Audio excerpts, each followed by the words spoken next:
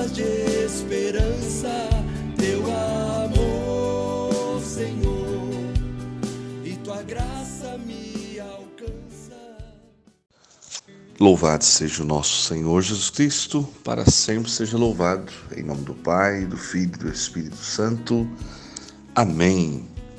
Que a paz do Senhor Jesus, o amor da Virgem Maria, esteja no teu coração. Sou João Batista e neste instante as palavras de esperanças chegam ao seu coração. Que Deus possa derramar sobre cada um de nós o teu Espírito Santo, que possamos acolher com carinho a palavra de Deus, aquilo que Deus tem reservado para você e para mim esse dia.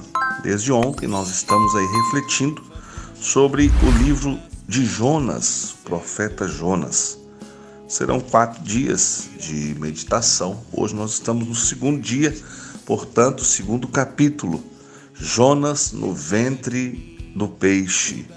Jonas capítulo 2, de 1 a 11. Vamos refletir essa palavra que tem muito a nos ensinar nesse dia de hoje. O Senhor fez que ali se encontrasse um grande peixe para engolir Jonas, e este esteve 3 dias e 3 noites no ventre do peixe. Do fundo das entranhas do peixe, Jonas fez esta prece ao Senhor seu Deus: em minha aflição, invoquei ao Senhor, e ele ouviu-me. Do meio da morada dos mortos, clamei a vós, e ouvistes a minha voz. Lançastes-me no abismo no meio das águas, e as ondas me envolviam. Todas as vossas vagas e todas as vossas ondas passavam sobre mim. E eu já dizia: fui rejeitado de diante de vossos olhos. Acaso me será dado ainda rever vosso santo templo? As águas envolviam-me até a garganta. O abismo me cercava, as algas envolviam-me a cabeça. Eu tinha descido até as raízes das montanhas, até a terra cujos ferrolhos eternos se fecharam sobre mim. Quando desfaleci a minha vida, pensei no Senhor. Minha oração chegou a vós no vosso santo templo. Os que servem a ídolos vãos abandonam a fonte das graças.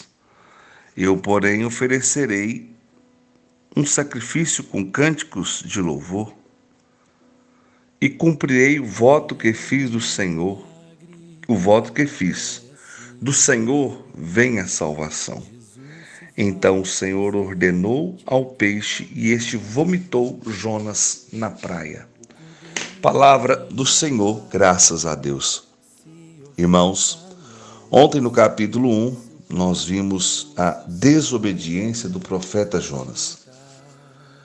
Jonas recebeu de Deus, recebeu do Senhor Deus uma ordem. A ordem de ir para Nínive e ali pregar a palavra para que aquele povo se convertesse. Jonas então pegou um navio e foi para Tarsis, o caminho contrário. Exatamente, o profeta segue um caminho contrário, ou seja, ele não faz a vontade de Deus, ele faz a sua vontade. Durante o caminho, o trajeto, acontece uma tempestade. E aqueles que estavam ali no navio descobrem que o causador daquela tempestade, sobre quem vinham as consequências daquela tempestade, era Jonas. Jonas, então, é atirado ao mar e a tempestade cessa. Hoje nós vemos um episódio, no mínimo, muito curioso, da palavra de Deus. Jonas é engolido por uma baleia, por um peixe.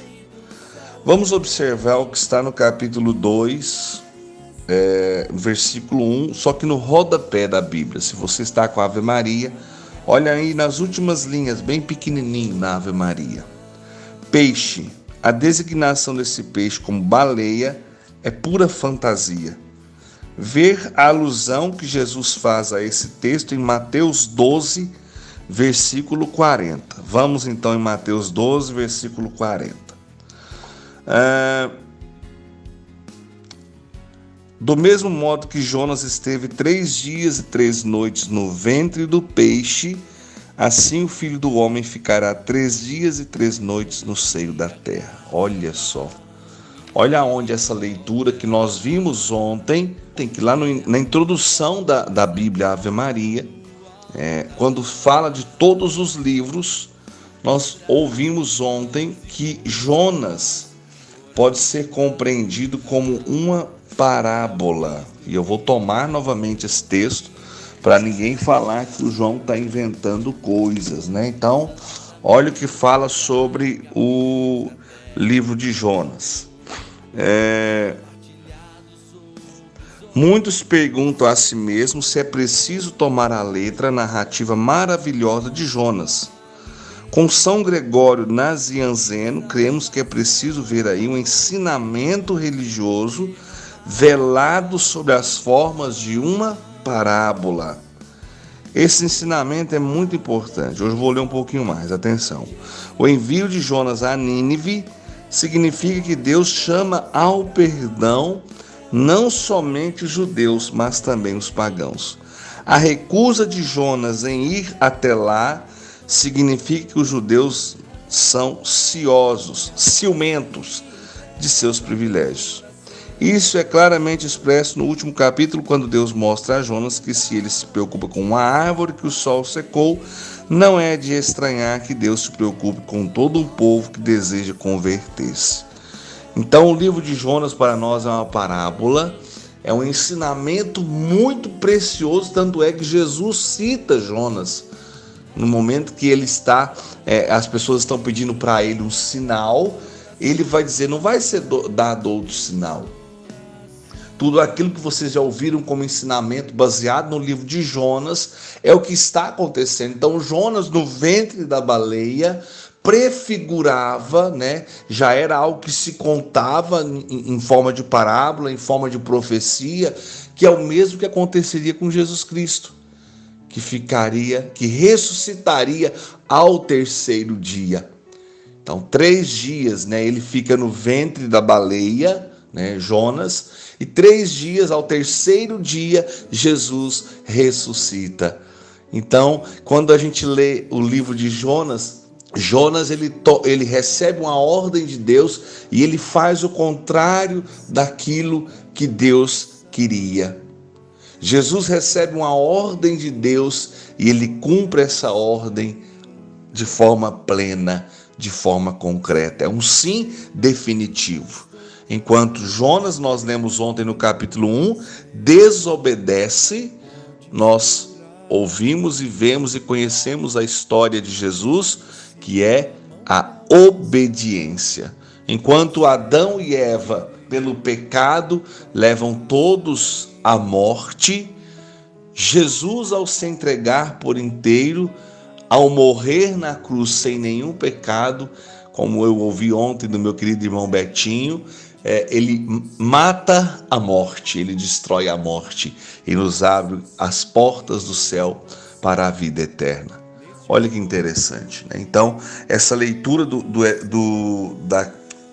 profeta Jonas, ela tem muito a nos ensinar. Ontem falava da desobediência, hoje fala de Jonas no ventre do peixe. Interessante que aí por que eu coloquei como título em todas as circunstâncias orai? Imagina a cena, Jonas no ventre do peixe fazendo uma oração a Deus. Isso quer dizer para nós, irmãos, que nós precisamos orar em todas as circunstâncias da nossa vida. Quando as coisas estão boas, oremos. Quando a situação não está fácil, oremos. E aí ele começa dizendo algo muito semelhante ao que a gente encontra nos Salmos. Em minha aflição invoquei ao Senhor e ele me ouviu. Inclusive no Salmo 33 tem praticamente essa mesma expressão.